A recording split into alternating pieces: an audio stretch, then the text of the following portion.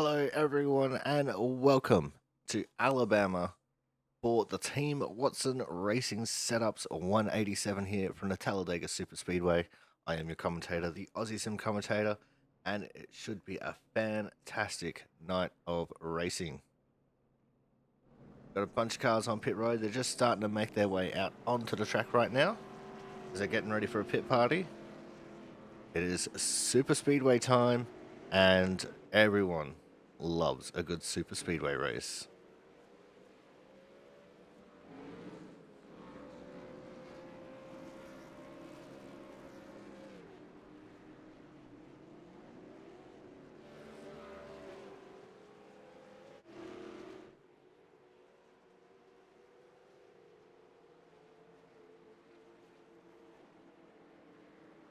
We currently have 15 people signed up for the race, a 33-31 strength of field.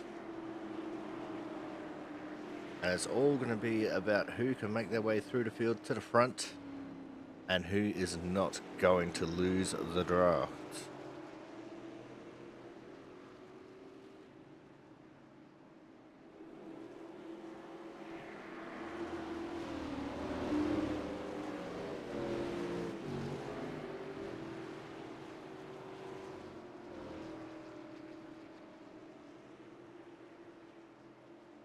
Time ticking down very quickly in the practice. Big trap, meaning long laps. I saw Champ Drives Cars is also streaming right now. Chris Champo, the 12 car. So if you want to see his inside view, then you can go to Champ Drives Cars on Twitch.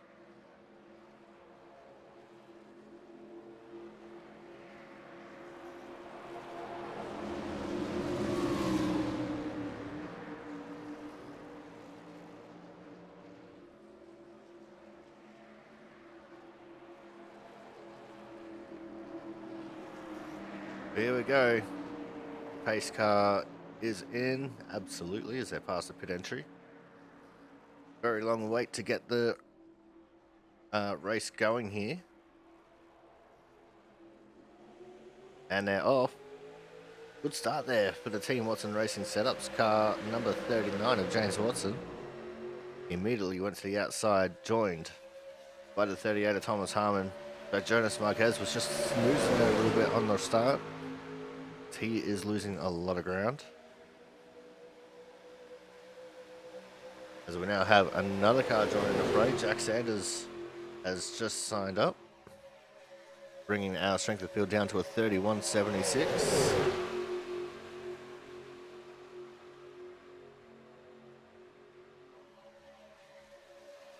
Three wide, we're going to go through turns 3 and 4. Everyone's still trying to figure out where the fast lane is and how to draft with these cars. There has been an update since the last time we did a Super Speedway at Daytona, and the draft model is completely different. If you get more than half a second back from the car in front of you, you will lose the draft. And let me tell you, that is not a fun time.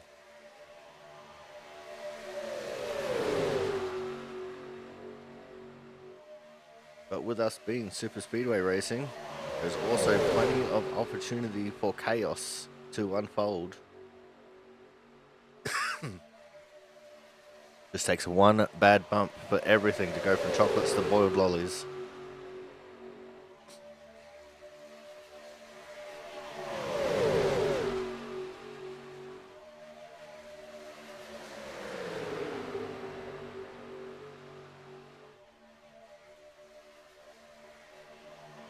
I don't mean just any boiled lollies. I mean, the kind of sweets that your grandma keeps in that little container for years and years and years, and you're only allowed one at a time when you're little.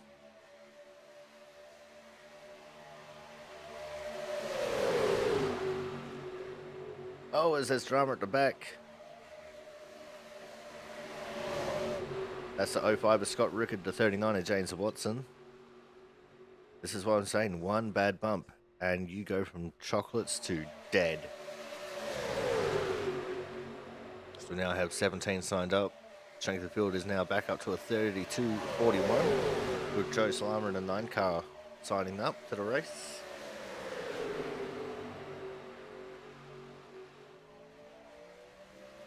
See Matt Horton in the 8. He is 10 seconds off the time set by Travis Massier.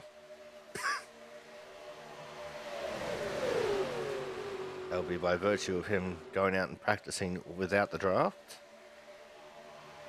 If you don't know what the draft is the wake of air behind a car when they're going at speed. You want to be within that draft to go faster.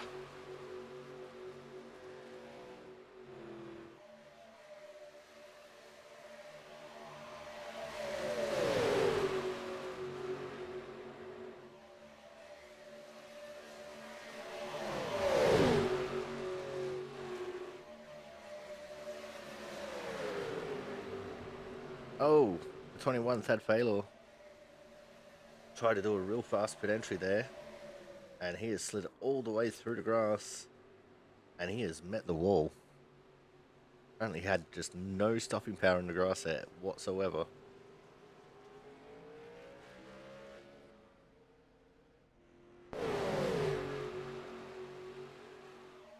There's about 9 laps left of practice.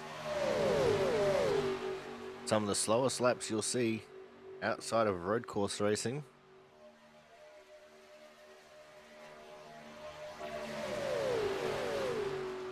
These guys are barely in the 51 second bracket, almost into the 50 flat. Either way, not the kind of speeds we were expecting around here.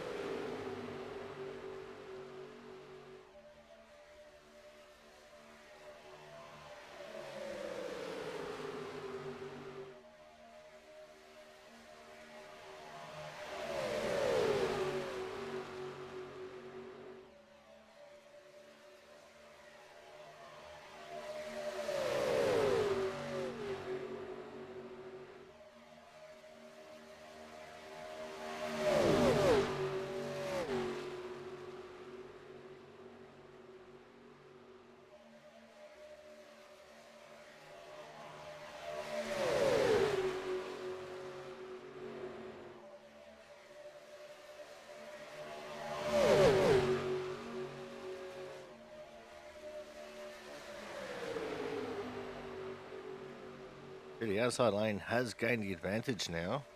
Took them a while though. Of course, the inside of the track is the fast way around.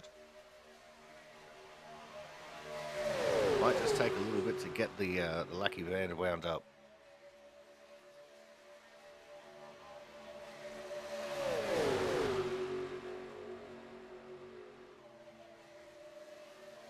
Three cars down the bottom right now, 3 up top, but the ones on the bottom are all lined up. The ones on top are a little bit separated. And this will give the advantage back to that inside line massively. They go into turn 3. There's a bad bump. Around goes Pizzakemi with the bump from the 38 of Thomas Harmon. Great to see Thomas back in the saddle. He's been on a little bit of a part-time schedule. And again, we won't see Christian Budd here tonight. He doesn't like the way these things drive around super speedways. We only have one car who has not taken a time yet. That is the 68 of Andrew Griesbaum. As the field has caught up to Joe Slimer, I think that is. Yeah, that's Joe. The 9 car.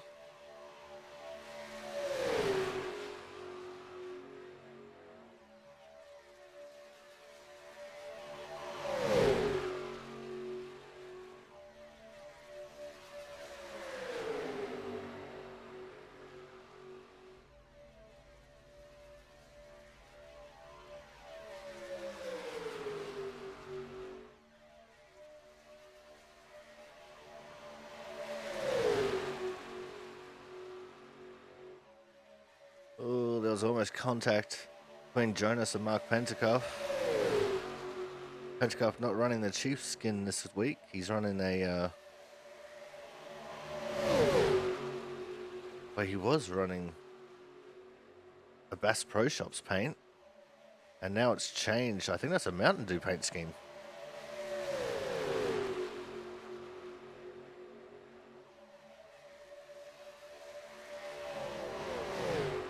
Yep, who did you?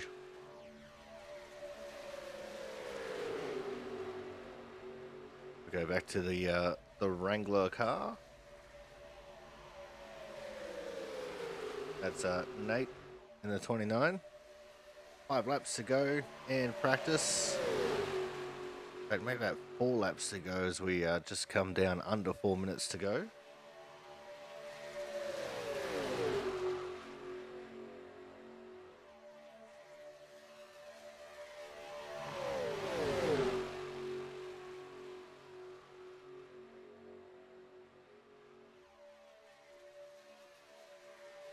I'm surprised we haven't seen more pit parties throughout this time that we've been live for.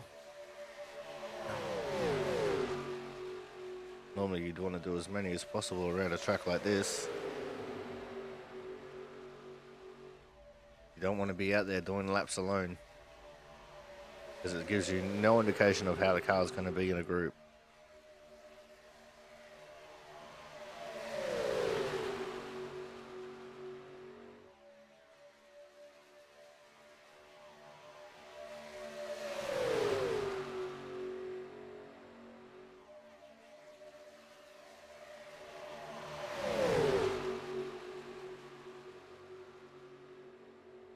Very interesting watching these 5 cars go around the track like this though.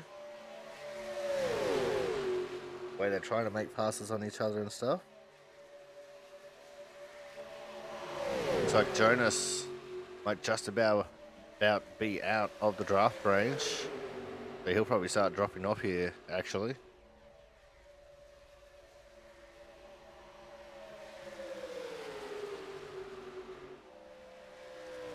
Well, it looks like he got caught back up.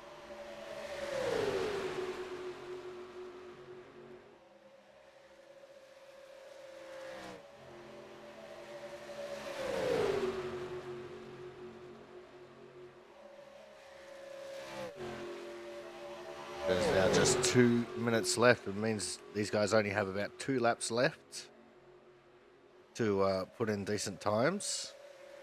19 cars signed up, 33.45 strength of field now.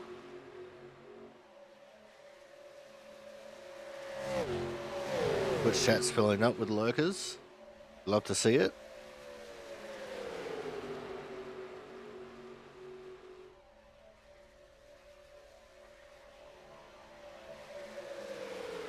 And we are going to go to a commercial break so that these guys can get on with some qualifying efforts.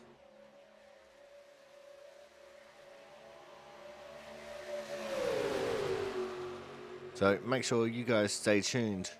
Racing action from the Team Watson Racing Setups 187 here from the Talladega Super Speedway will be coming up very shortly.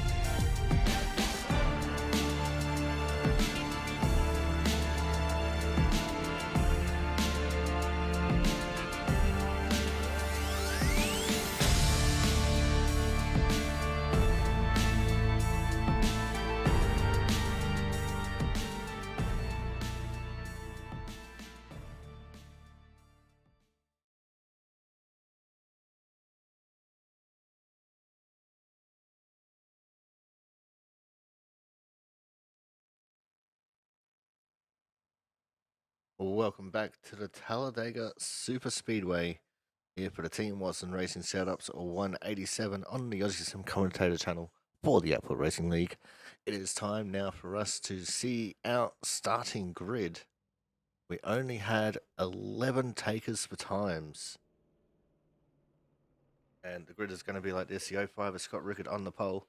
68 of Andrew Griesbaum will be out of P2. P3 will be the 13 of Travis Massier. The 38 of Thomas Harmon out of P4. P5 will have the 12 of Chris Champeau. The 9 of Joe Slammer out of P6. P7 will be the 39 of James Watson. The P8, the 25 of Jack Sanders. P9 will have the 74 of Austin Collins. The P10, the 5 of Mark Pentecoff. P11 and the last person to qualify on time will be the 99 of Tristan Health, the 15 of Ken Campbell out of P12. P13 will be the 1 of Logan McAnally, with P14 the 29 of Nate Lamoit. P15 will be the 16 of Kyle McCoy. On his outside we'll have the 8 of Matt Horton. P17 will be the 21 car of Thad Faylor, with Mitch Pape in the 6 out of 18th. And last but not least, our final row, P19, 78 of Brian Pizzacami, with the 00 of Jonas Marquez on his outside. Those are your starters and drivers for racing action here tonight. 20 cars, 75 laps, 187.5 miles. As the field starts to roll off.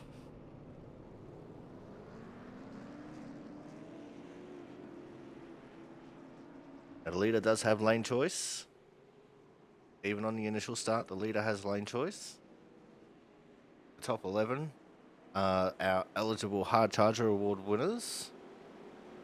But if none of them gain, then it'll be open to the entire field. And if the winner only gains one, then it's a pity party.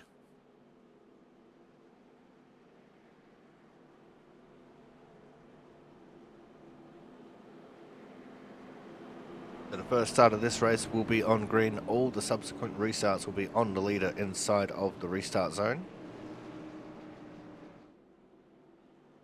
We do have a stage at lap 25. There will be no caution for it though.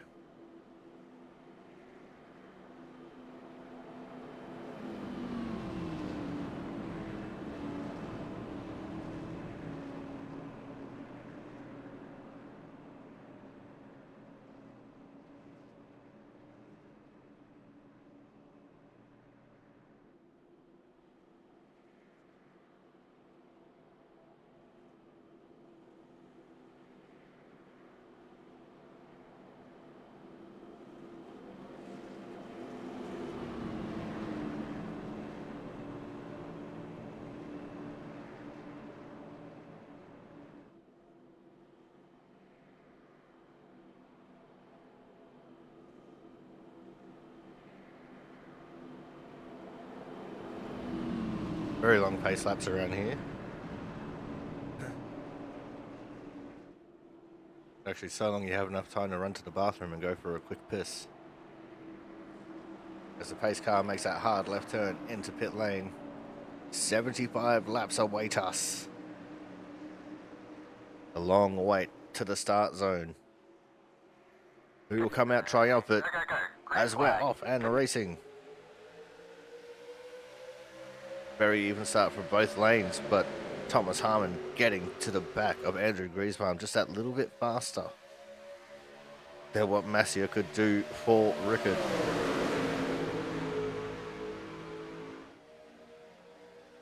Inside line still showing the advantage at the moment.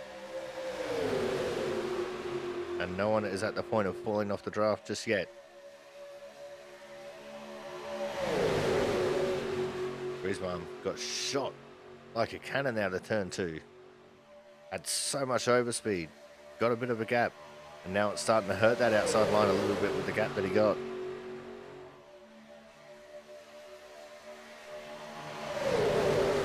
2x2 formation we go.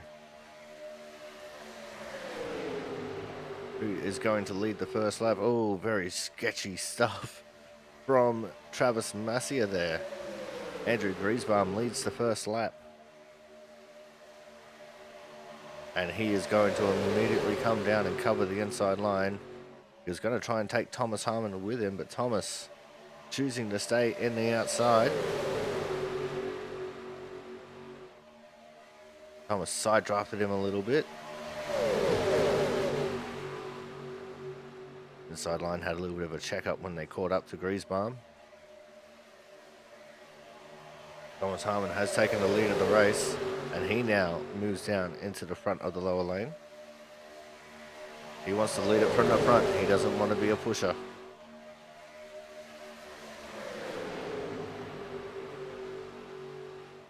Lap number 2 is going to be led by the 38 of Thomas Harmon. See Slama in a 9 car. Trying to make anything happen there on the outside line. I think that's Jack Sanders in the 25 behind him trying to push in the Terry Labonte paint scheme.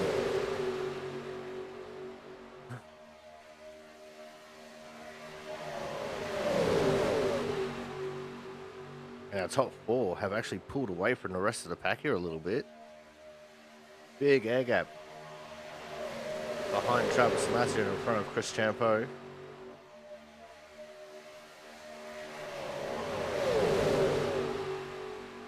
Thomas Harmon currently in contention for hard charger. It's out of P4, currently P1. He is the biggest mover.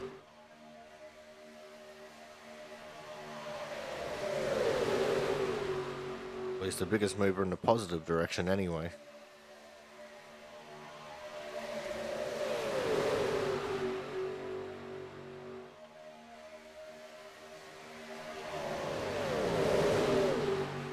It looks like most of the field just staying to the inside line. I hope we don't end up just single filing out around the bottom.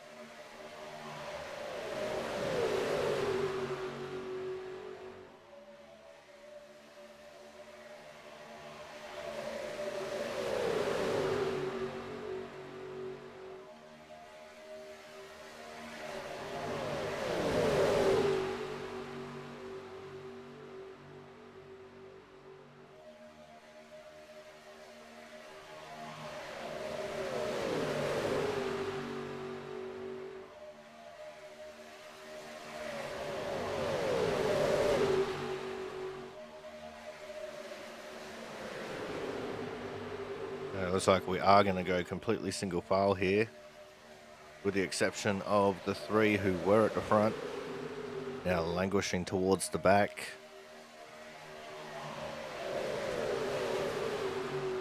Looking like it's a tie between Joe Slama and Jack Sanders for the biggest mover in the wrong direction.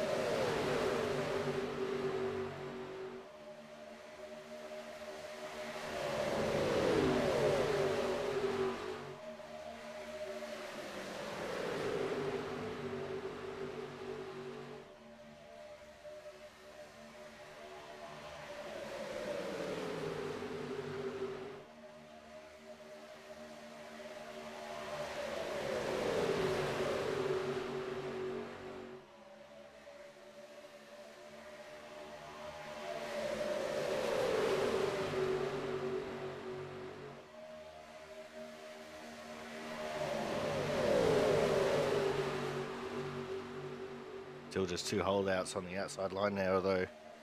It's on Mark Pentecoff at the back. He's at risk of falling beyond the half a second for the draft.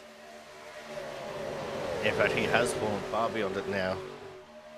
So Mark Pentecoff, our first victim of losing the draft. Everyone else single filed out. Going to be a very long race if we can't get a second lane going.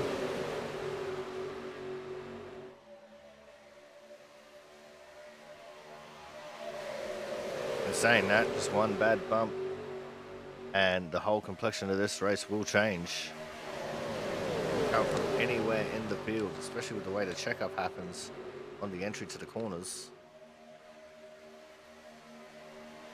So Jack Sanders and Joe Slammer have also lost the draft of the main pack.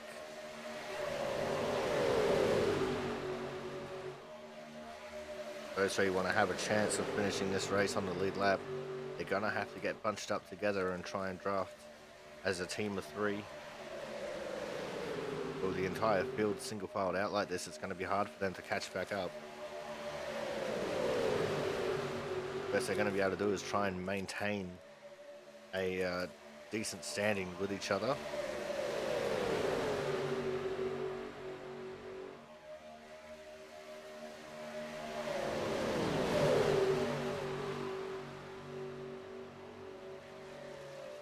So we have two takers for the outside line there. Looks like Nate and Ken trying the outside lane, seeing if they can make something work. In fact, I think Nate just got trapped outside. Ken voluntarily went up. Unfortunately, they're not able to do anything. They're going to have to try and slot in here at the back of the pack.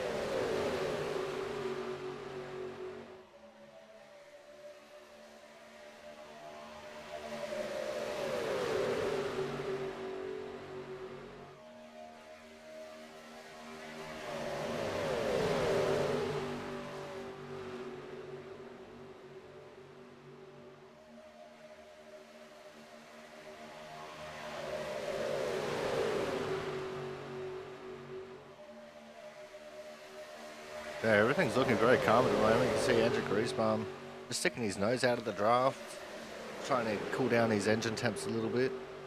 Let's see if we can cool down his oil and his water.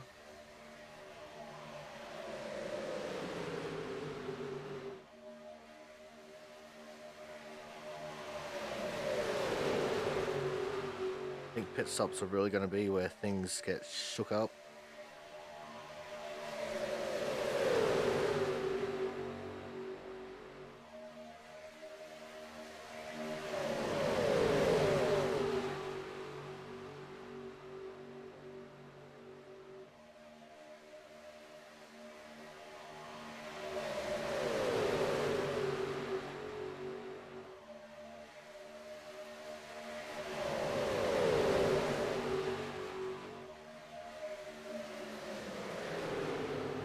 It looks like Mitch Paper's out of the race. I'm not sure what happened there. See if we can find out while everyone's still single file. Did he just blink out of existence, or? Oh, he lost the draft of the main pack. He just pulled it in and pulled the plug. Well, that's unfortunate. Not what we want to see at all. This is what we want to see, some 2x2 action.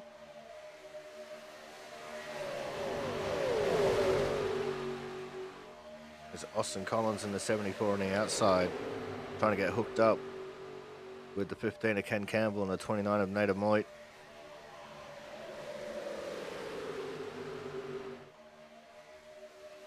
And it was like two of them pulled back down to the low lane.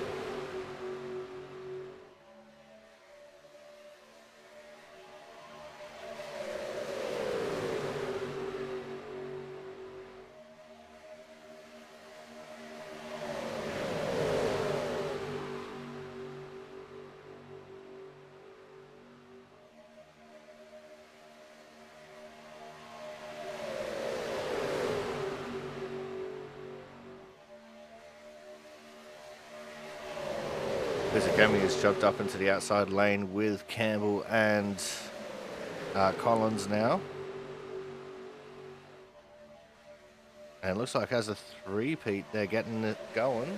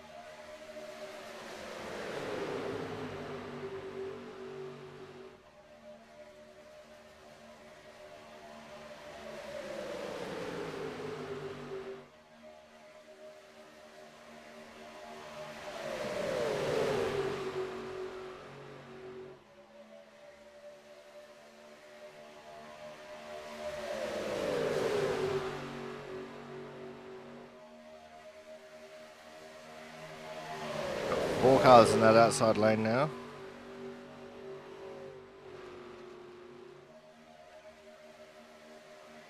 And back down to three. They're just really not making any progress. There's too many cars in this low lane to make the outside really viable. We would need a couple of cars towards the front to jump up and try and make it work. Although it does look like they're starting to gain some momentum now. There's another car jumps up into the top lane to join them. That's Kyle McCoy in the 16.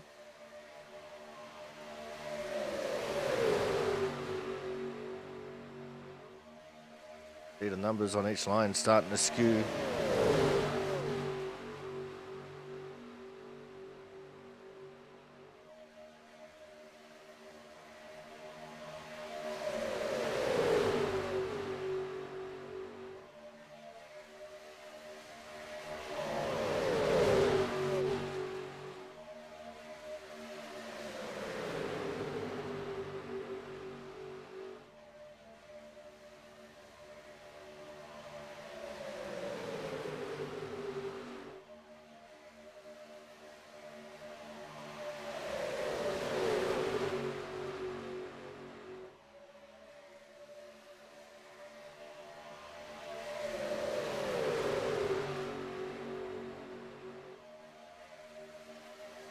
And just like that, the entire outside lane has died once more.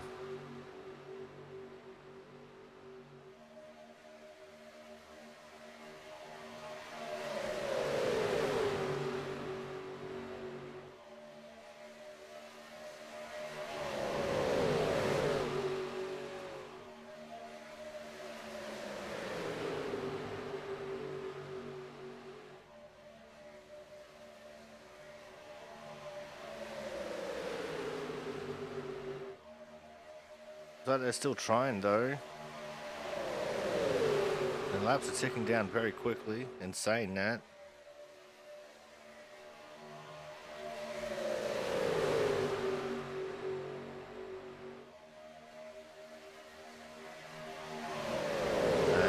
think what we're going to do here is have a flashbang for a second.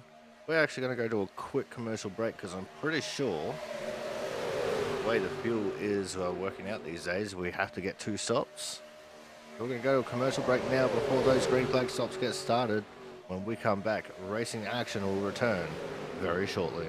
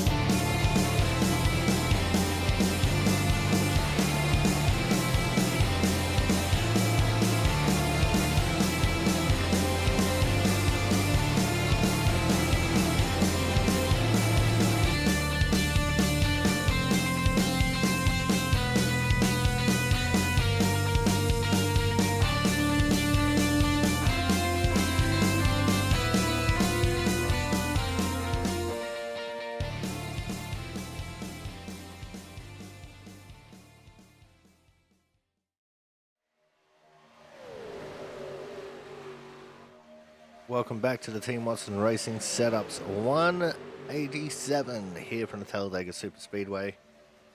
And there has been no change except we have lost a few cars from the main pack. They've just fallen out of draft. We've got Austin Collins who's fallen out of it, Jonas Marquez, Nathan Moit, Joe Slama, of course Sanders and Pentecoff, who have all fallen out of the draft.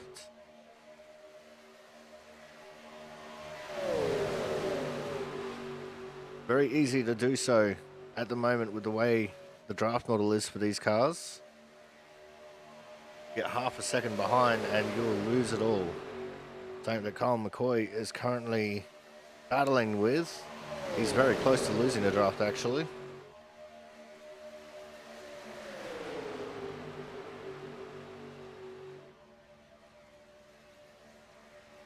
But we shouldn't be too far away from green flag stops. And that will definitely shake the field up a little bit.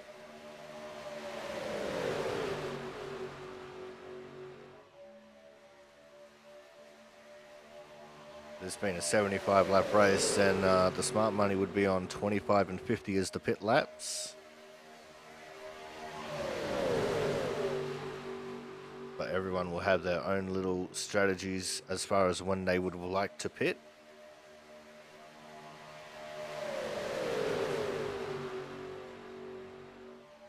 Someone like Thomas Harmon would like to put probably smack dab on the 25 since he's been out the front for the majority of the race.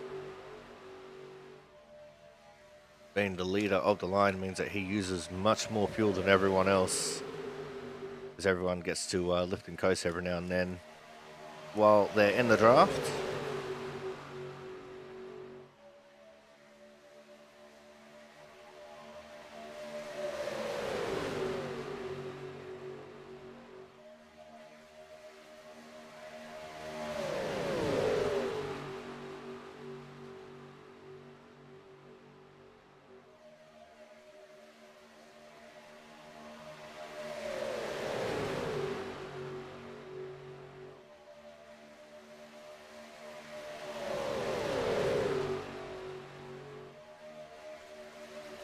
You know, time is actually ticking down a little bit faster than one would assume. They are running towards the 200 mile an hour bracket the entire time. We haven't had a single caution. It looks like the cars at the back of the pack starting to get organized.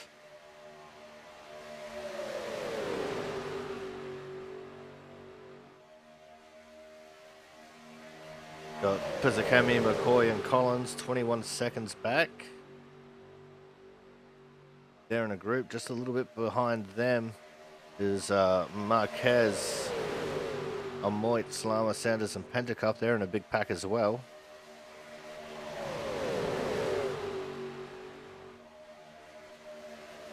As will now be 25 laps in the book, 1/3 race distance.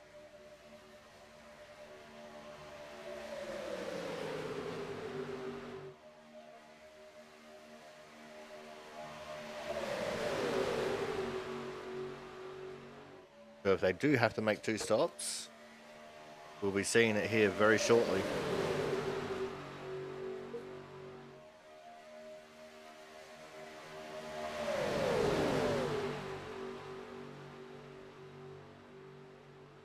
Down the back straight they go. We'll see if anyone pulls in this time.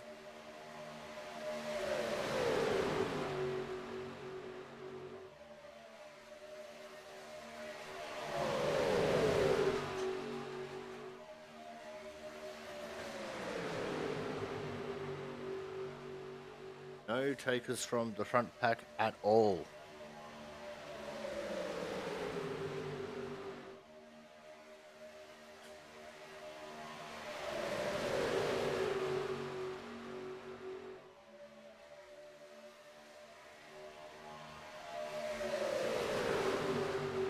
As I said, I'm not entirely sure when green flag stops are going to happen.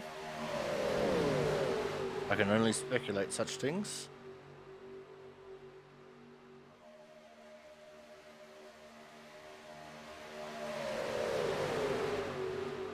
Very easy to go from chocolates to boiled lollies in a green flag cycle.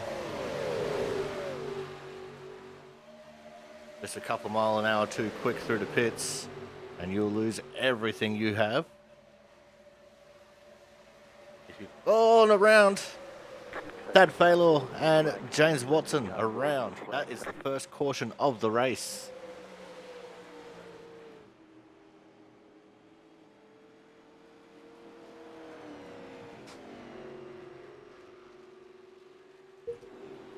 This is great news for everyone at the back. Let's see what happened to James Watson here. See if we can get a tighter shot. So they're separated by the one in McAnally. Travis Massia gets out of line a little bit, and it looks like the 12 checks up to try and let him back in. And Horton turns Thad, while James gets turned by the one in McAnally.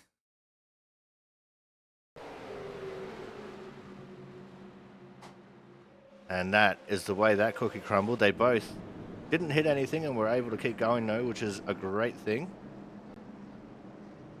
That James Watson's going to get his spot back there.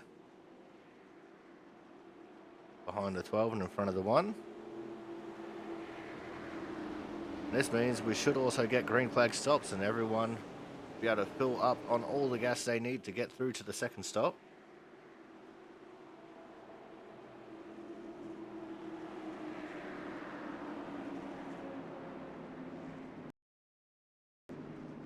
Dave Huckleberry is in the chat right now.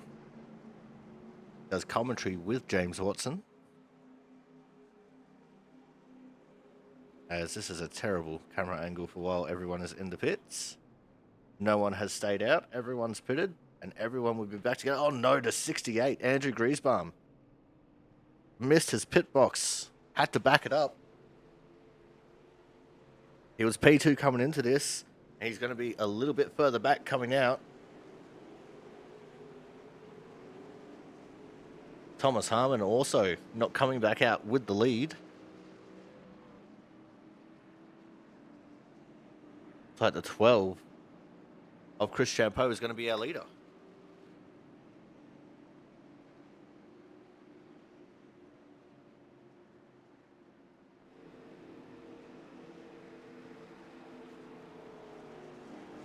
In fact, I'm wrong. Looks like Scott Rickard is going to be the leader.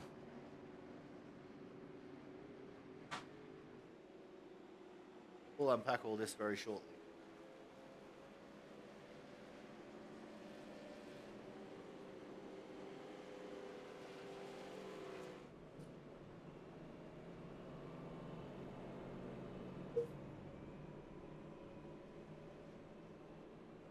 Yeah, Scott Rickard is going to be in the lead of this race with Travis Masia, Chris Champeau, Logan McAnally.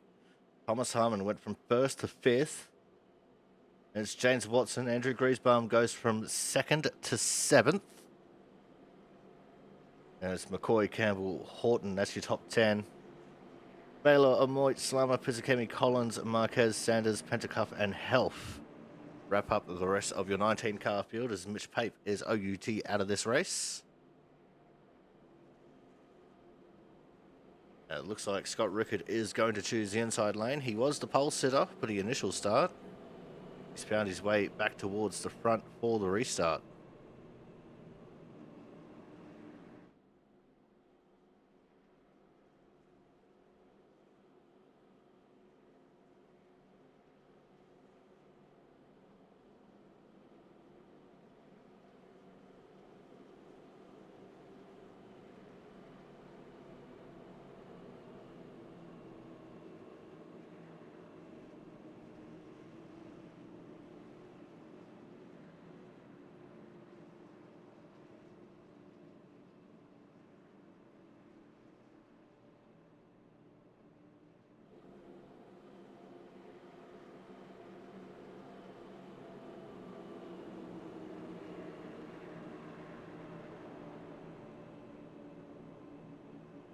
Scott Rickard has chosen the inside line.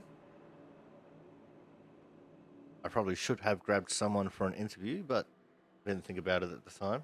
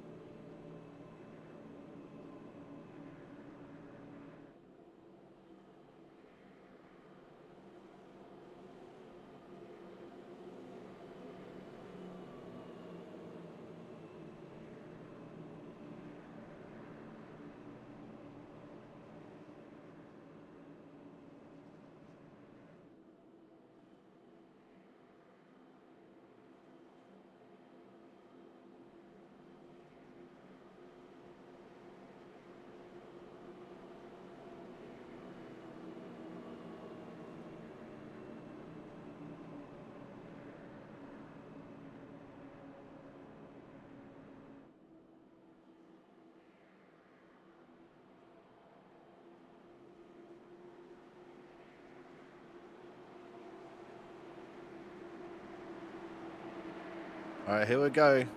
Going to be 30 laps down, 45 laps to go. Got the long wait for the cars to reach the restart zone in which Scott Rickard can start at any time within it. And he waits for the green. 12 of Chris Champeau gets a good restart as well. Not as good as Scott Rickard, though. Travis Massier in the outside lane also with a good restart. Far better than what James Watson got. It's under their way down into turns 1 and 2. The inside line absolutely coming up trump. And Travis Massier descends from the outside to the inside. Says, I'm not playing ball with it. Big pushes coming from the 12 car to the back of the 05.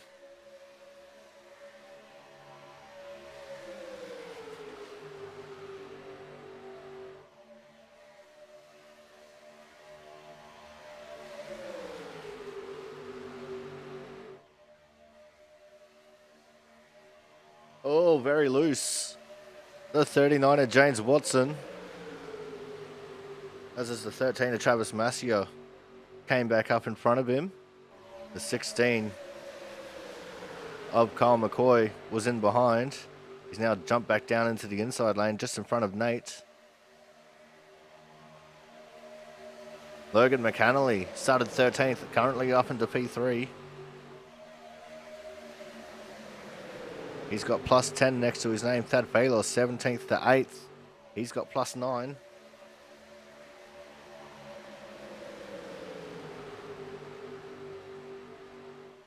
The hard charger at the moment, though, I think would be Chris Champeau. 5th to 2nd, because he put in a qualifying time. And it looks like we've single filed out once more. Everyone's still in the pack, though. No one at risk of losing it just yet.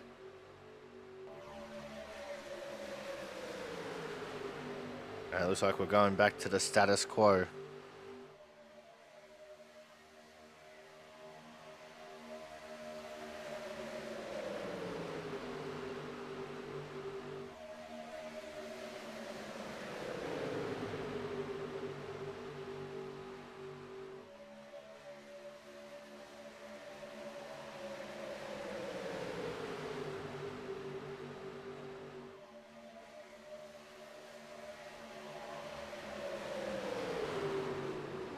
Oh, and they're going again.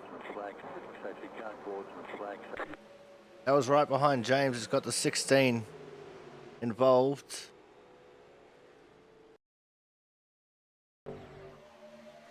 Let's see if we can slow this down and see what happened. Oh, and the 74 and a double O get into it. Double O of Jonas Marquez not ready for the checkup. And Kyle McCoy and Nathan Moit just getting caught up in it. Let's have a look through the rest of the field here. Ryan Pizzakemi somehow getting away without touching Nate. Got hard on the binders. Oh, twice. As he made sure not to get into Jonas Marquez either.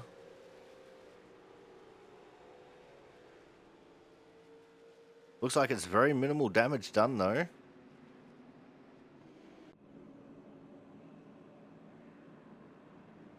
That was probably scary scenes out the back of the 39 car.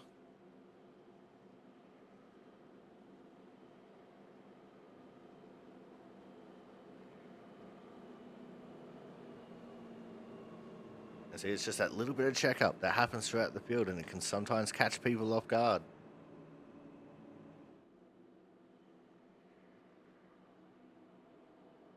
I'm not expecting to see too many people come in this time.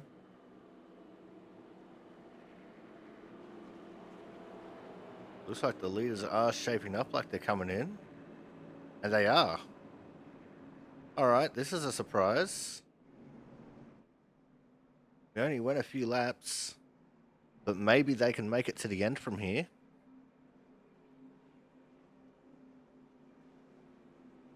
If not, it'll be very close.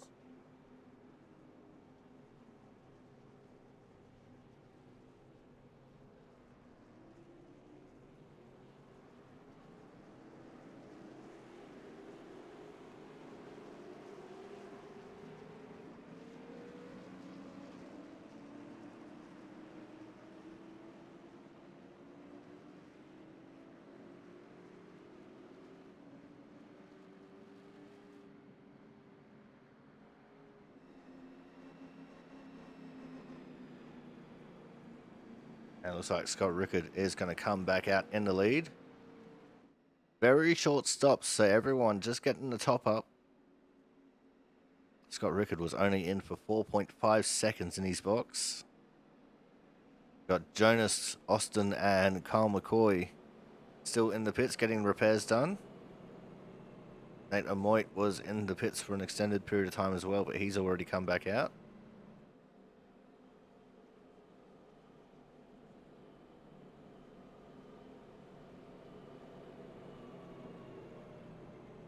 Now let's see if we can get someone on the horn to talk to.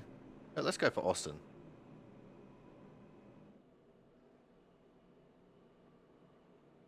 Hey, Austin, Corey up in the booth. Do you have a copy? Unfortunately. Yeah, it looked like a little bit of checkup there, and the man behind you just couldn't quite get it checked up in time. Is that the way you saw it from your point of view?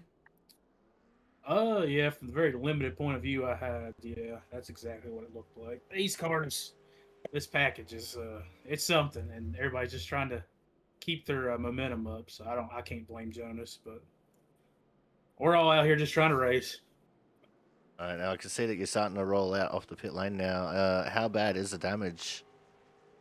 Hey, it's probably dead. I think I got 8 minutes. I think I got about 2 or 3 done right there. So it's already hard enough to stay on to the back of the pack, anyways. I can't imagine this thing with right front up in the air will be any quicker. So we'll give her a whirl. We'll go out here and run some laps. All right, I'll let you go here. Good luck for the rest of the race. Hopefully, you can get that damage fixed and get back into it. If not, then we look forward to seeing you again next week, mate. We'll try. All right, guys, that was a 74 Austin Collins car on the screen. Back to the front of the pack, though, as we get ready to go green once more. Scott Rickard, Chris Champeau on the front row. And we have Logan McAnally and Thomas Harmon second row. Andrew Griesbaum and the 9 of Joe Slama on the third row.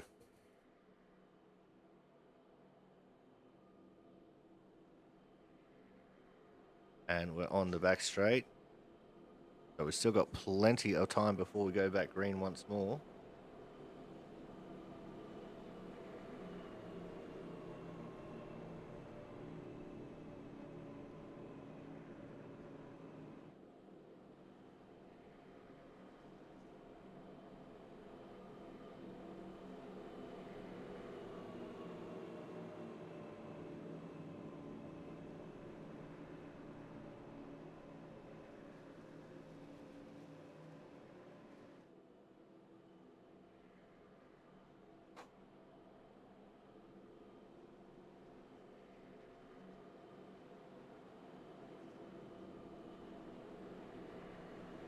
Coming out of turn 4, the pace car will make that hard left turn into pit lane once more. And once more, Scott Rickard will control the start. This time with Logan McAnally on his tail, giving him the push. Let's see what Thomas Harmon can do with Chris Champeau on the outside.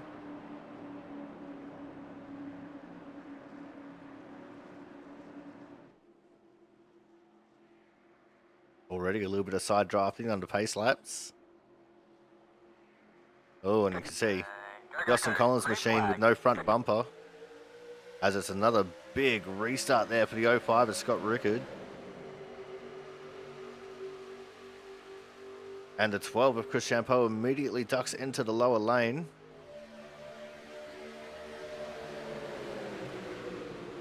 Everyone's still getting up to speed. Side drafting for the third position between the 38 and the 1. As a big push on the back of Rickard from the 12 of Chris.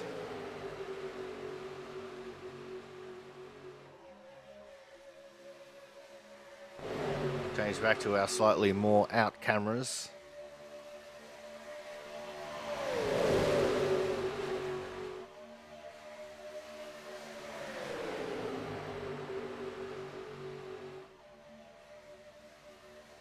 And Rickard with a little bit of a gap, but look at that outside line.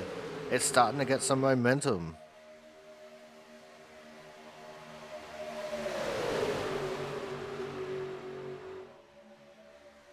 Oh, and a little bit of a wiggle from our leader as he got a big push.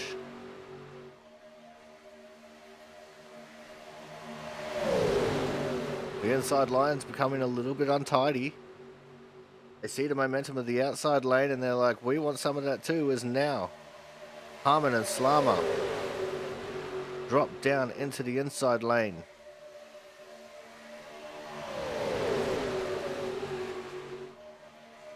Now the question is, will they be able to hold it? Or will they be forced to fold it? As Rickard looks to the outside lane now. We're halfway. 38 down, 37 to go. Logan McAnally is OUT out of this race.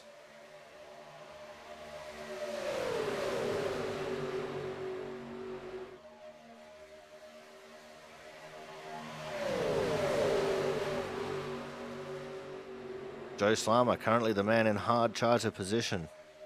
Started P6, currently P2.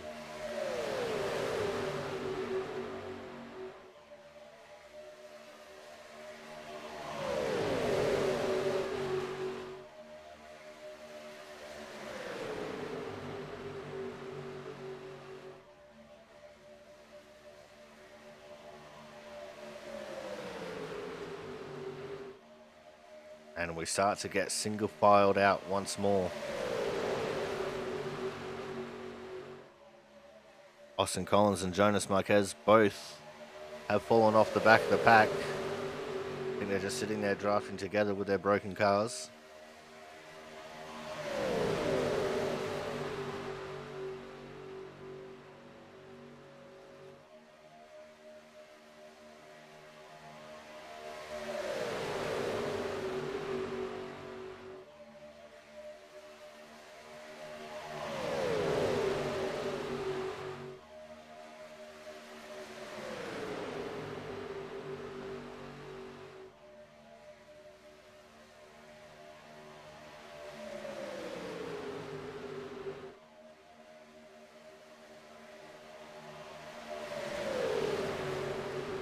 Thomas Harmon looked a little bit unsettled that time coming into turn 1.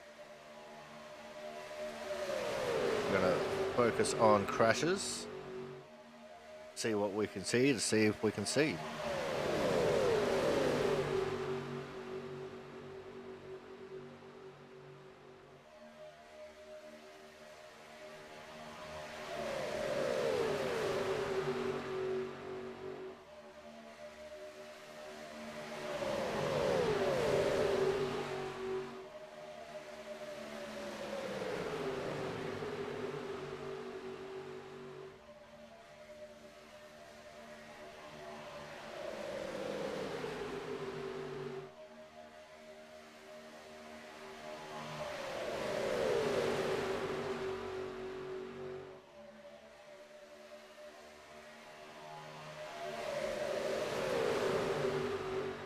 You know, do we have a static?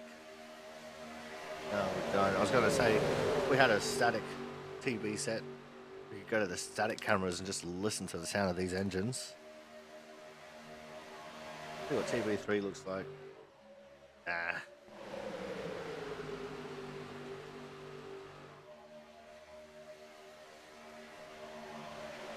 I reckon we'll just sit on these cameras for a little bit. You guys can enjoy the sounds of these 900 horsepower monsters as, oh, wait, no, we're not. Around goes Brian Pizzakemi. We just saw that in the background. Got a little wiggle on here through the tri-oval. As he got a bump from the 16 of Kyle McCoy. It unsettled him through the tri-oval. It's one of the most dangerous places to bump draft. And at the speed they're going, it just brought him around. And that set of tires is going to be absolutely ruined. But car looks like it is in pretty damn good nick. So he's not going to have to get repairs done.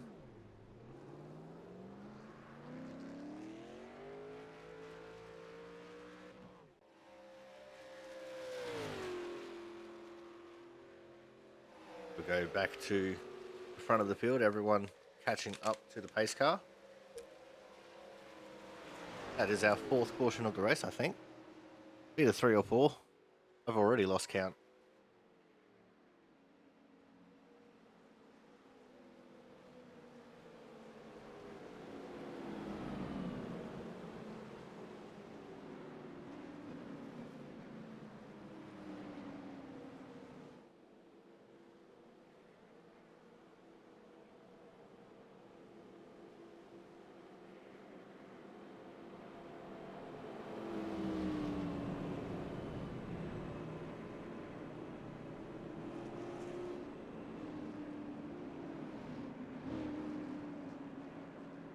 Now we get to see if we're going to get any more pit stops here.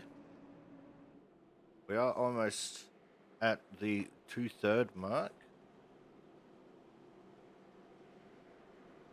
If anyone was marginal before, they should be pretty good now.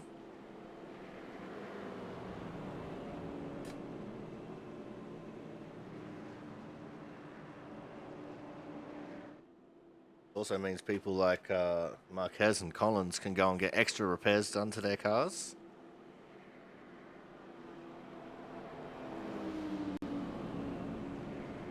Now let's see what the pack decides to do. Everyone's running on the low side there like they're going to pit. And yep, they're all coming in. They should be good to the end from here. In theory, at least.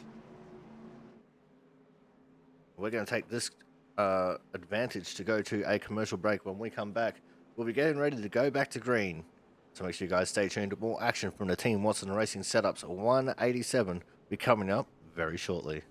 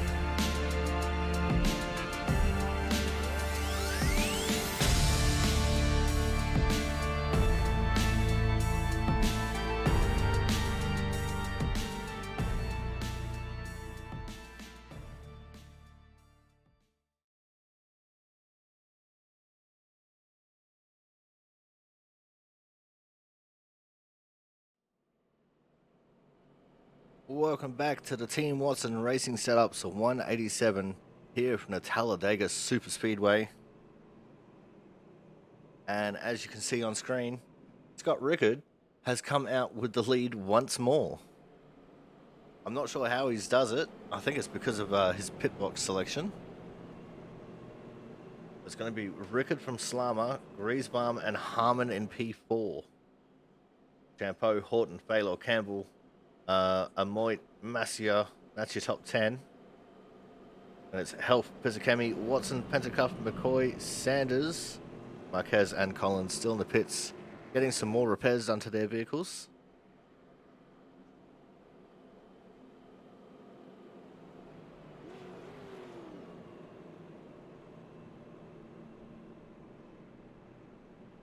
And we're going to see if we can have a quick chat here with the 78-old Brian Pizzakemi. Brian, Corey up in the booth. You have a copy? Yes, sir. It looked like just the unfortunate circumstance of bumping in the wrong area and it got sent you around. Would that be a pretty accurate assessment of what happened? No, I tried to pay Kyle to take me out, and he just did it wrong. So I don't know who I got to pay to do it right, but man, it's just not happening tonight.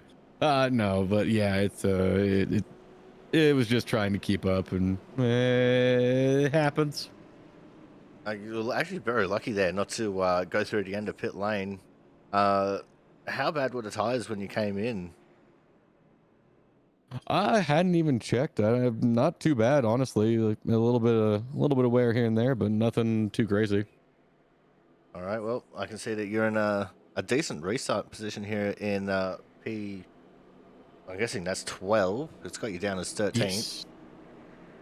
But hopefully from here you'll be able to work your way through the field, mate. I will try. The outside line has worked for all of a microsecond, and then it's back to single file. So we'll see how this goes. All right, good luck for the rest of the race, and hopefully we're talking to you again at the end. I hope to wreck before then. All right, guys, that's Brian Pizzakemi, the driver of the 78, looking to end his race early. He jokes about that every other week because he hates these cars, but we know he secretly loves it. But here we go now for the restart. Pace car is about to make that hard left turn into pit lane.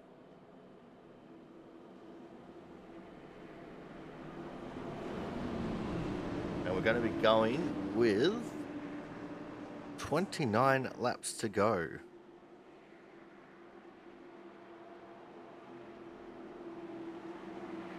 Here we go as the pace car comes in. The long wait for the start zone. Smart money is to go on green. And we're off and racing. Good start once more from the 05 of Scott Rickard. It's almost too good of a start, as the inside lane's going to have to try and catch up to him. Everyone else fairly even start throughout both lines. And they're all converging on him now, but the inside line's going to get a little bit checked up from Scott Rickard, being caught back up to by the rest of the field. Big checkups on the inside lane. Everyone's snaking, trying to make sure they don't bump in the wrong spot. As the top three from the outside lane all dive down to the inside now. That's Slammer, Harmon, and Horton. Here comes Ken Campbell now on the outside lane, trying to make some inroads. He has the 13 and the 78 on his tail.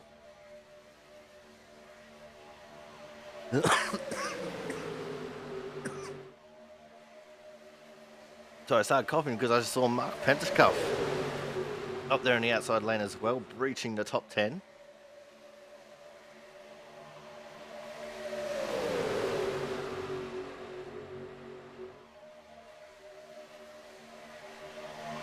Looks like Austin Collins still struggling with pace on that car, as there was a big block thrown by Joe Slammer. It didn't land anywhere. As now Campbell and Massio take over the lead running. And now it looks like the outside line has become a little bit untidy.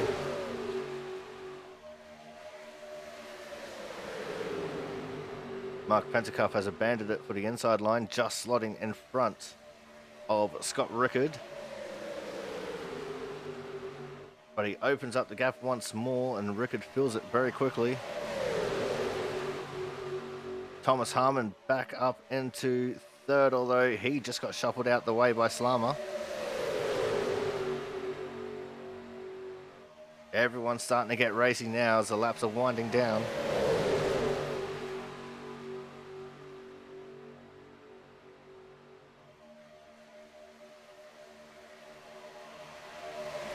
Oh, a little wiggle there from Mark Pentecoff. That was going into turn 3.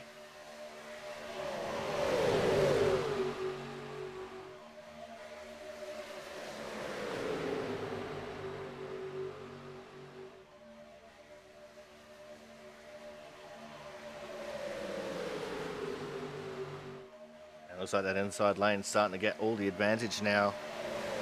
Thomas Harmon falling back through the pack. He was unlucky not to secure his spot in that top 4. And Mark Pentecoff, who'd finally breached the top 10 on natural talent, he's looking like he's going to fall right back towards the back.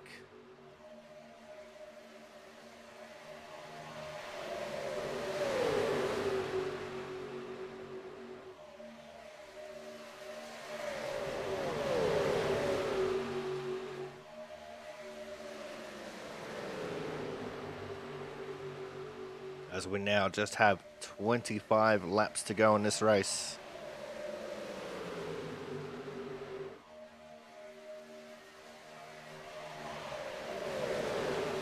Now, if we can get enough people into the outside lane, then they'll go gangbusters. They probably would hold the advantage.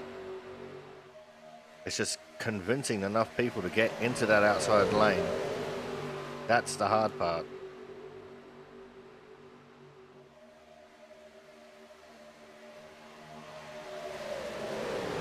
Looks like Griesbaum and Pentecoff at the back of the pack have fallen out of the draft once more.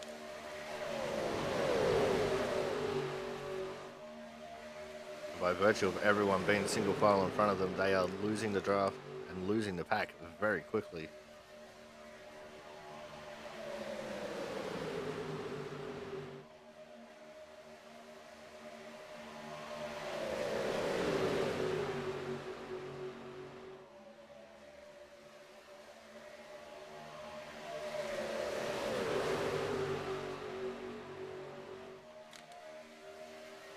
Oh, we've got a couple of cars starting to pop out here towards the back. Thomas Harmon is one of them. Kyle McCoy and Thomas Harmon, they were joined briefly by James Watson. James went back down to the inside lane, so too did the other two now.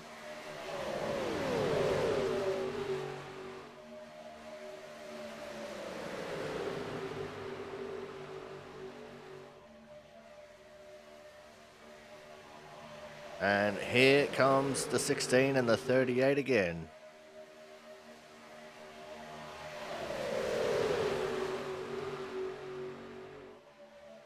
They are both stuck on the outside lane now. There's no chance of them getting back down until they fall back behind Jack Sanders.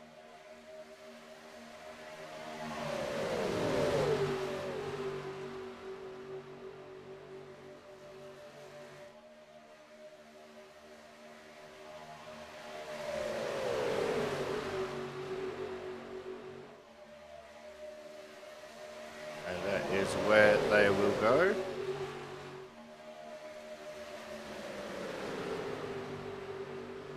I'm sorry, that was actually the 99 car that they were jumping in behind.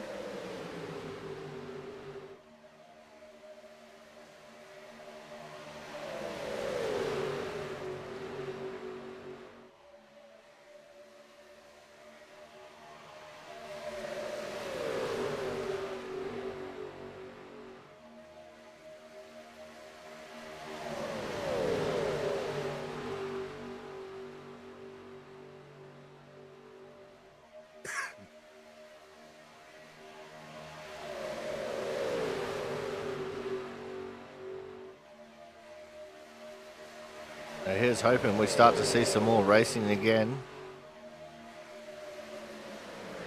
Because it's interesting when they start going 2 by 2. Especially when that outside lane does work. As it looks like the field's about to catch up to Austin Collins, who was about to go a lap down with all the damage on his car.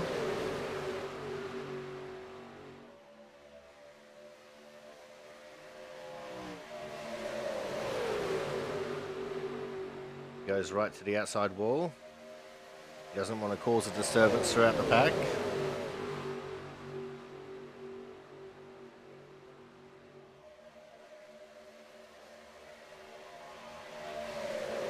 The terminal velocity difference between the pack and Austin is probably a big reason to why he chose to stay on the outside there.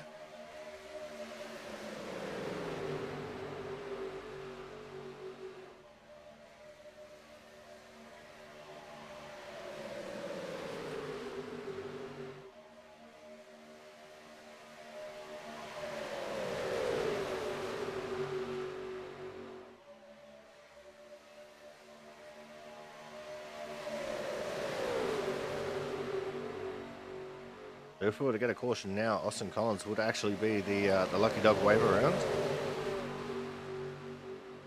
He'd get a lap back and then he'd be able to go in and get some repairs done.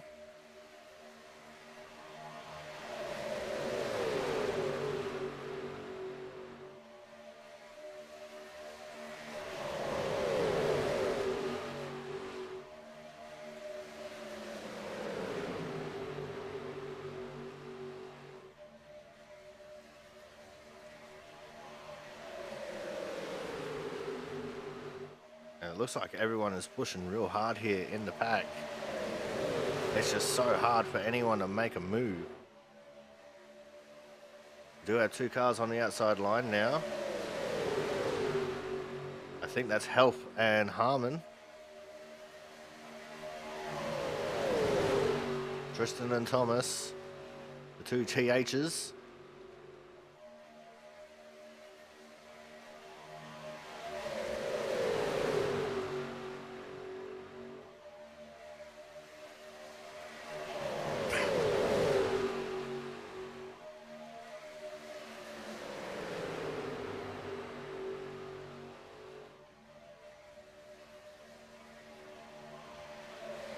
And it doesn't look like it's worked out for them. They fall back again. This is what I'm saying. You could get 5 or 6 cars to move into the outside lane, especially if they're from the area around the leader. You have a better chance of making some inroads then a couple of people trying it from the back. To say we had Slama, Horton, Rickard, Champo, and Baylor jump into the outside lane. They would have a strong chance of trying to take over the lead of the race.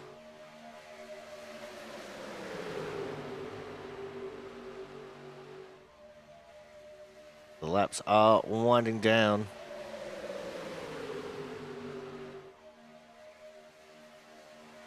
Almost 15 to go. 16 to go at the end of this lap.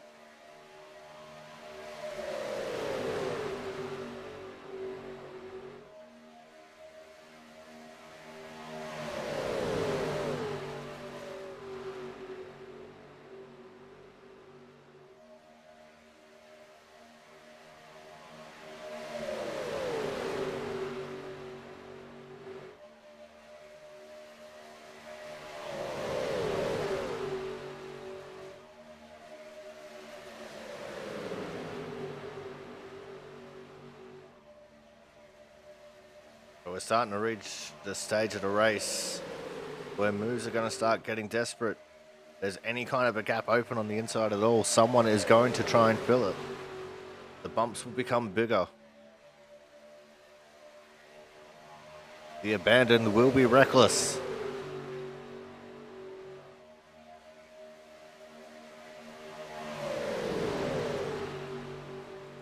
We could end up seeing the big one.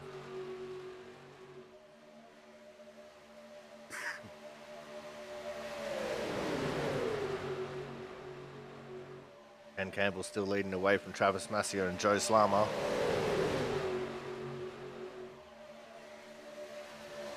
Slama still the one in hard charger contention by the looks of things. +3.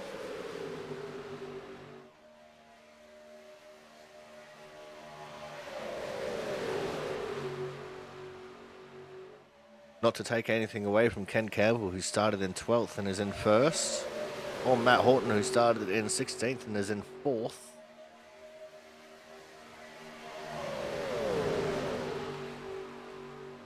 But they didn't put down qualifying laps. We have a prediction from the chat that says last lap turn 4 is when we'll see the big one. Very well, may ring true. Beautiful thing about Talladega is you just never know where the big one is going to come from.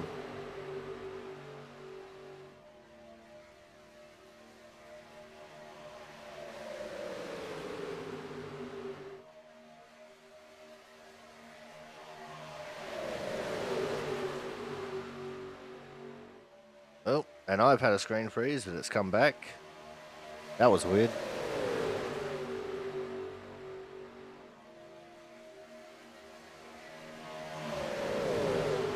Looks like the field is about caught up to Austin Collins once more. Put him a second lap down.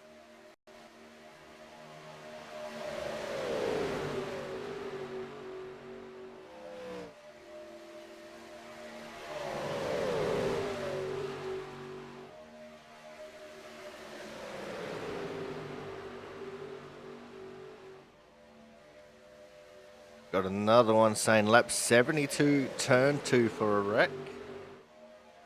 So that's 9 laps away. As Austin stays on the apron this time to allow everyone through.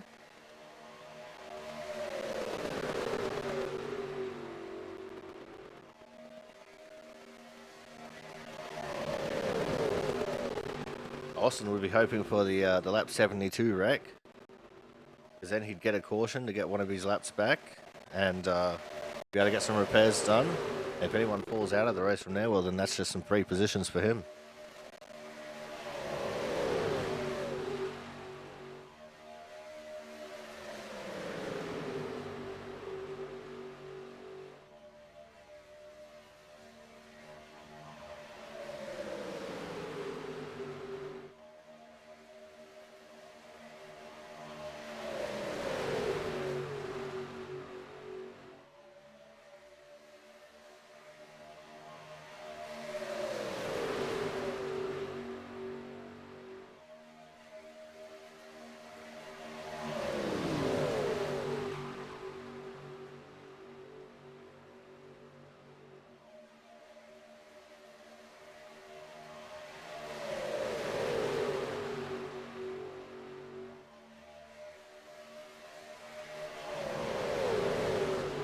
Things are still relatively calm for now, though,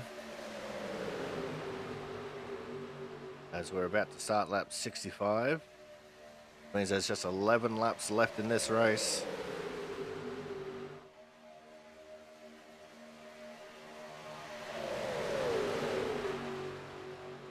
It's not about the if, but the when are the moves going to start happening.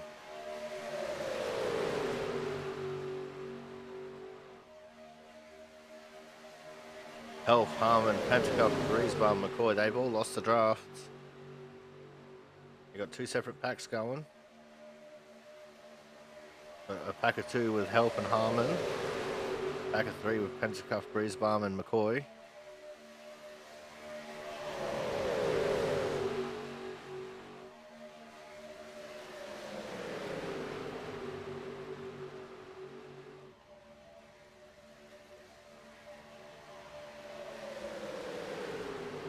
Ten laps left in this race.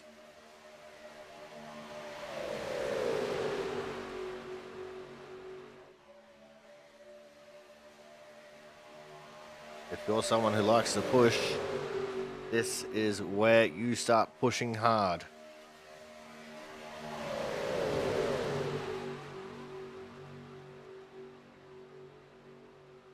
This is where you try and encourage a second lane to get going with the car in front of you. And you don't lift.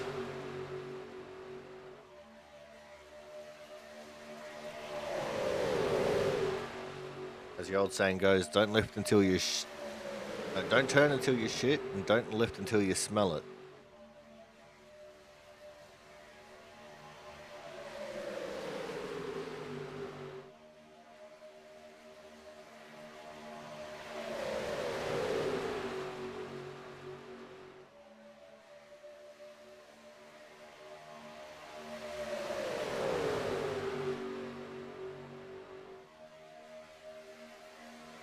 There's a couple of cars getting down to the apron there. The 12 and a 21. That was just from the snaky nature of the pack.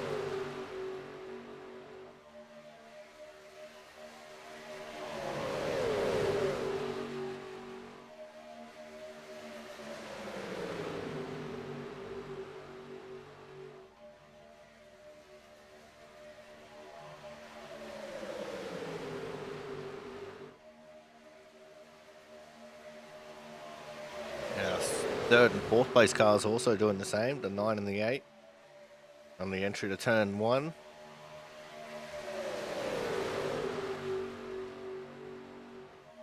Everyone's starting to search around a little bit, trying to find that little bit of a gap to stick their nose into.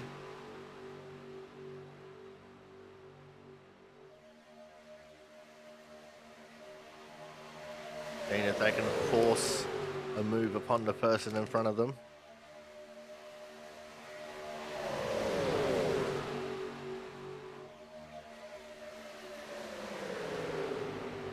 We have one jumping to the outside. That's the 78 of Pizzakemi. The 39, James Watson, is joining him.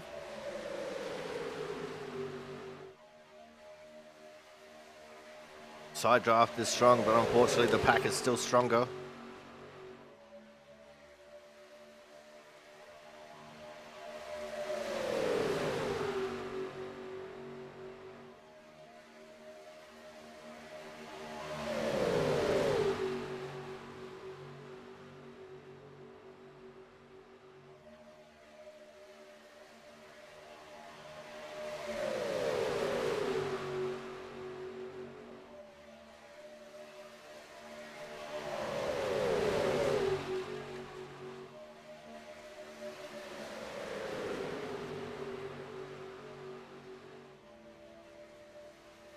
It looks like both Pizzakemi and Watson got back down before they lost the draft.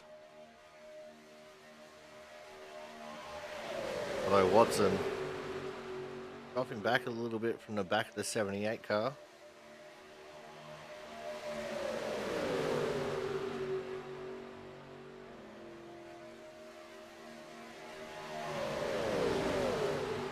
It looks like we're catching up to Austin Collins once more.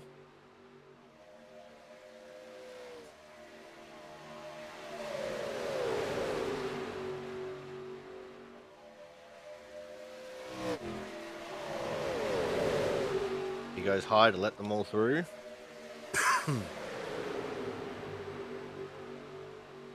Now we're 5 to go. And Scott Rickard now makes a move. He's got the 12 of Chris Champeau going with him. They got another one joining them. That's Nate in the 29 machine.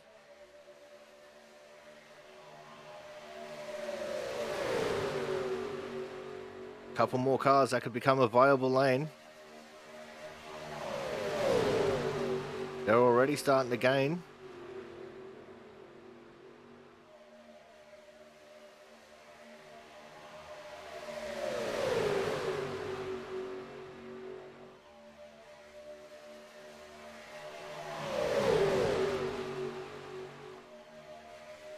Now Chris Champeau is one of the better pushers in this league. He's showing why right now. We've got 5 cars in the outside lane. 4 laps to go.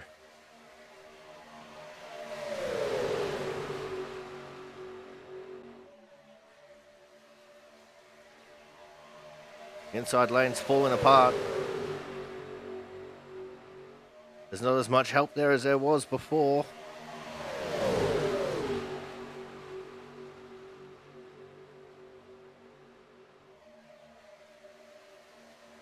Oh, big wiggle from Rickard as he flies around the outside of Ken Campbell with the push from the 12. They take the lead away. All 4 cars from the outside. Oh, and around. That's Slammer. He's going to go. Oh, he just missed hitting the wall there in the pits. He went around with Travis Massia. But he is going to have a penalty. I hope they clear that.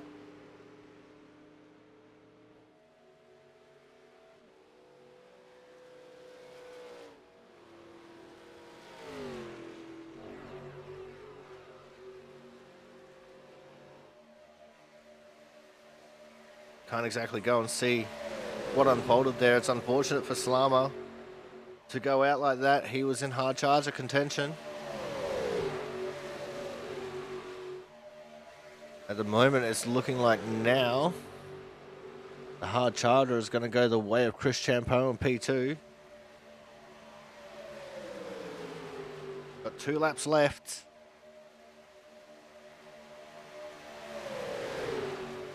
We don't get a caution on this lap. We're not getting a caution at all.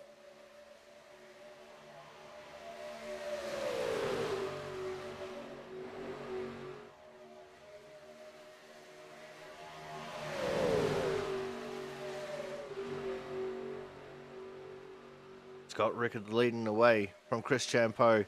Thad Failer in 3rd. Nathan Moit in 4th.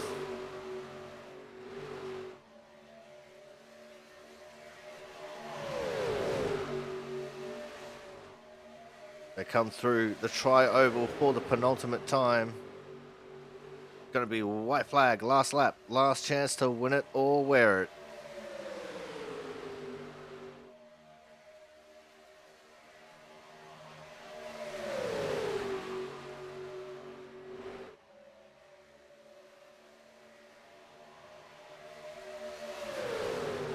And with the lack of the rest of the pack, that outside lane has absolutely nothing.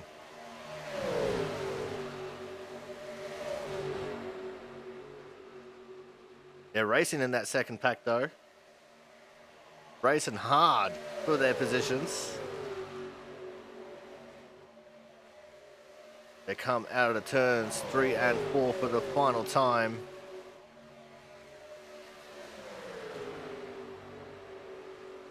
The move has been made, it's been blocked at the same time. The win is going to go the way of Chris Champeau in a 12. The 05er Scott Rickard will come home 2nd. Thad Failer will come home P3. What a win there for the 12 of Chris Champeau. Waited for the perfect moment to make his move.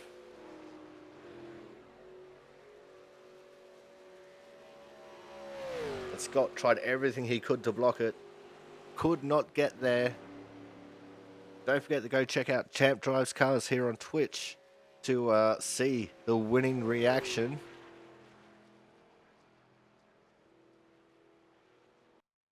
Oh, as all my stuff bugs out for a second there. Just waiting for everyone to finish so we can get our results up on the screen. There it is. Chris Champeau with the win. Scott Rickard in second. Thad Failer third. Nader Moit fourth. Pizzakemi in fifth. Sanders P6. Horton in seventh. Marquez eighth. Massey in ninth. And Slama P10. Over the page, it's Help, Harmon, Griezmann, Pentacuff, McCoy, Collins, Watson, Campbell, McCannally, and Mitch Pape. Burnout's going on. Chris is a very happy chappy right now. And he will be celebrating hard. He hasn't had a win in the Output Racing League in a while, so he's definitely going to be enjoying this one.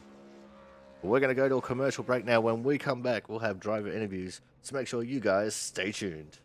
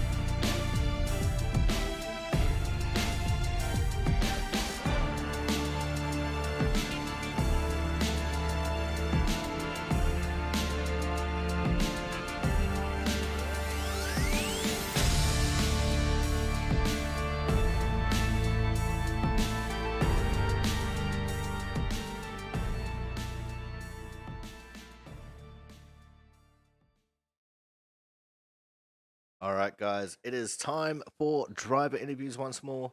And as always, we kick things off with our Autism Hard Charger Award. And today's Hard Charger is also our first place getter. It is, of course, the 12 of Chris Champeau. Chris, absolutely amazing move there, coming to the flag in what was a pretty monotonous race. You come out with the winner of wins. Your first win in a bloody long time, mate. Yeah, it's been a while. Right, now let's talk about the race first, and then we'll get into that fantastic finish of yours. Started out really good. Yeah. You know, everyone just single filed out around the bottom. Not many people fell off the pack. And then the cautions started rolling in. What was the mindset like for you as we just kept getting caution after caution? I mean, it's one of those things where like every caution, it's like, okay, I got, if we haven't fit, if we still have to pit, it's like, okay, I still have one more time I can pit and try to like leapfrog some people. But like, it just seemed like the only way you were going to pass anyone was just on pit strategy or taking no tires or something like that. Like, I just didn't feel like we were going to pass anybody legitimately on the track. So that worked. The first pit stop, the other 2 or 3, I just went backwards. So, it just kind of is what it was. And we were sitting there, I think in 6th. I think if I was in 5th, I probably wouldn't have done anything differently, or I probably would have just stayed in the bottom line. But 6, I was like, I don't really need another top 10. I'd like a top 5 or something. So maybe we'll try something.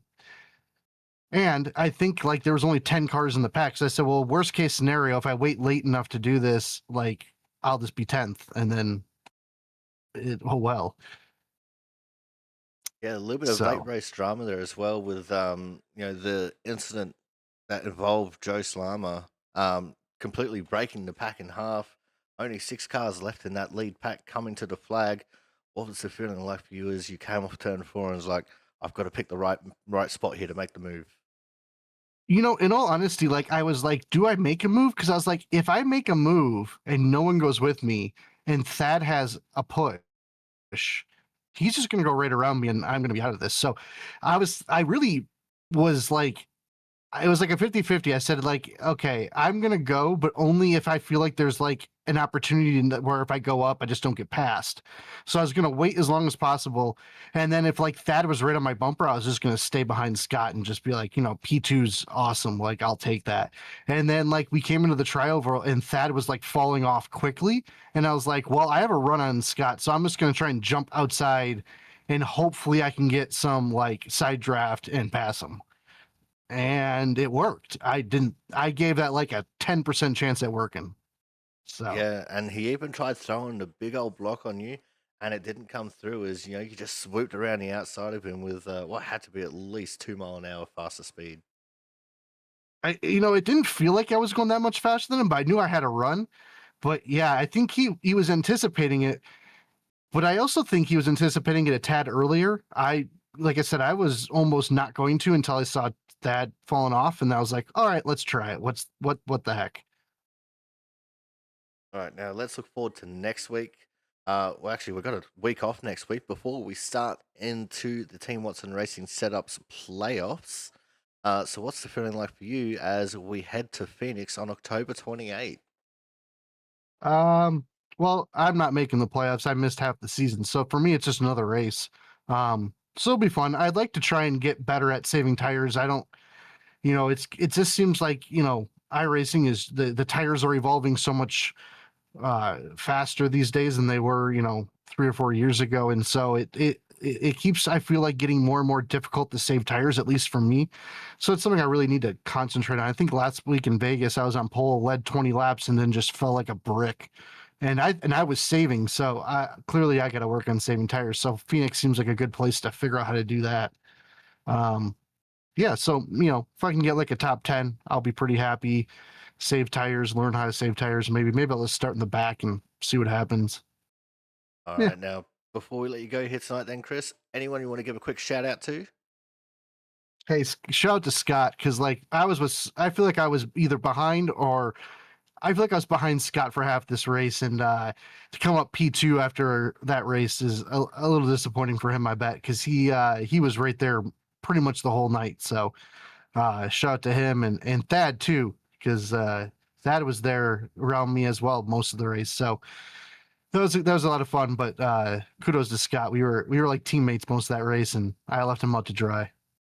All right, now don't forget, if you want to watch back the in-car view of that entire race from Chris's perspective, you can catch him live over at Twitch on the Champ Drives Cars channel, and it's usually a good watch. But thank you very much for coming out, Chris. Congratulations on coming home with the win and the Autism Awareness Hard Charge Award. Look forward to seeing what you can do in 2 weeks at Phoenix. Yeah, buddy.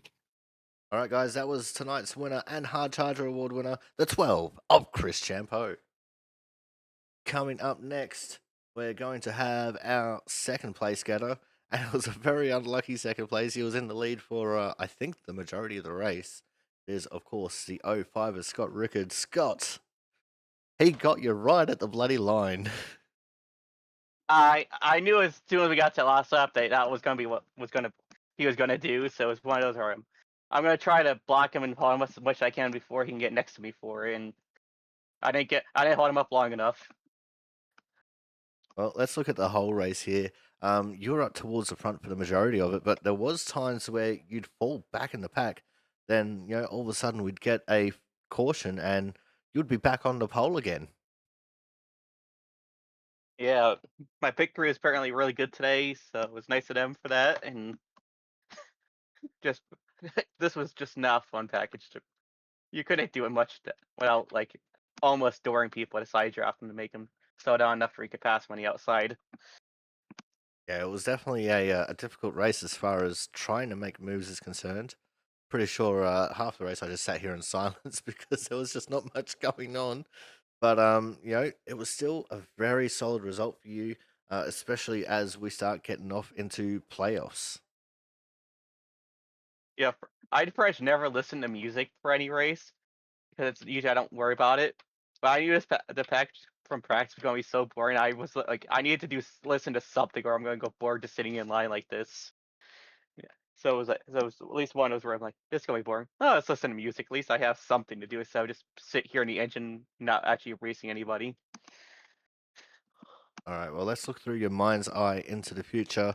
We got next week off, and then we go into Phoenix to kick off the playoffs. What's the feeling like for you as we head into the desert of Arizona? It's a flat track, and I was good at New Hampshire, so hopefully I can at least be semi-competitive there. I'm sure Christian will be back for that one though, so P2 might be the best we can do. All right, Scott, now before we let you go, anyone want to give a quick shout out to? Team Austin Racing Subs, everybody that puts the league on, and my dog. All right, well, thank you very much for coming out. Congratulations on coming home P2, even though I know you wish it was a win. And we look forward to seeing Yeah, how a you little bit. do next fortnight when we go into Phoenix. Thank you. All right, guys, that was our second place getter here tonight, the 05 of Scott Rickard. Coming up next, we don't get to see him very often this far up the front of the field, but we're always glad every time we do. It is, of course, the 21 of Thad Faylor. Thad, P3 in the wildcard race, as I like to call it, any kind of super speedway, the wildcard race. Absolutely brilliant effort from you. You and Chris seem to just work so well together in these kinds of races. Yeah, no, we had talked earlier about how I think one of my first super speedway or second super speedway races, I actually pushed him to a second place, I think. And so, yeah, this was a interesting evening. Yeah, it's very interesting with the way this draft package works, and with it not being exactly a fan favorite of pretty much every driver. Case in point, Christian Budd, who's not here tonight. But a solid result for you here tonight. Definitely help boost your season points here a little bit. Yeah, I've been having a rough season with this car. It's been hard for me to get hang of it. I don't drive it very often, so it's always nice to have some kind of a decent finish. And I always plan to try to see if I can get a top 10, but very rarely do. So having a third out tonight, I'll take it. Right now, let's look at those restarts that we got throughout the field. Uh, you know, I think you were even involved in an incident, if I am remembering correctly. Just a couple of checkup situations, and things just went from chocolates to boiled lollies very quickly for a few people. Yeah, we had a checkup going through the trioval. That seemed to be a spot that was constant throughout the whole evening. Always had some type of checkup there, and had one, and I got tapped. I'm not sure who got me, but luckily I kept it off the wall, sliding through the grass, and basically lost a few spots because of the spread out of the field, but didn't kind of ruin my evening, and stayed with the same strategy, and it paid out. Yeah, you didn't hit the wall, and you didn't get an illegal entry into pit lane, so all is good. But let's look forward into the future then. We have an off week next week, and then we start the Team Watson Racing Setups playoffs at Phoenix. So, what's the feeling like for you as we head out to Arizona?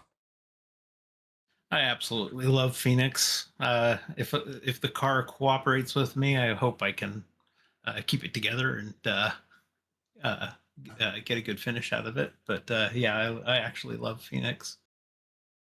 All right. Now, before we let you go here tonight, Thad, anyone you want to give a quick shout out to? Well, my daughter is my race manager, and my wife for letting me do this as my hobby. All right. Well, thank you very much for coming out, Thad. Congratulations on coming home P3 tonight. And we look forward to seeing how you do next week when we go to Phoenix. Sorry, All 2 right, weeks when thanks. we go to Phoenix. Yeah. Thank you. All right, All right. guys. That was our Later. third place getter, the 21 of Thad Faylor. And that is going to wrap things up for us here tonight. Thank you all so much for coming out. What an incredible way to finish that race. But as I said, we got the off week next week. Then we start the playoffs at Phoenix. So until then, I've been your commentator, the Aussie Sim commentator. We'll see you guys in a fortnight at Phoenix.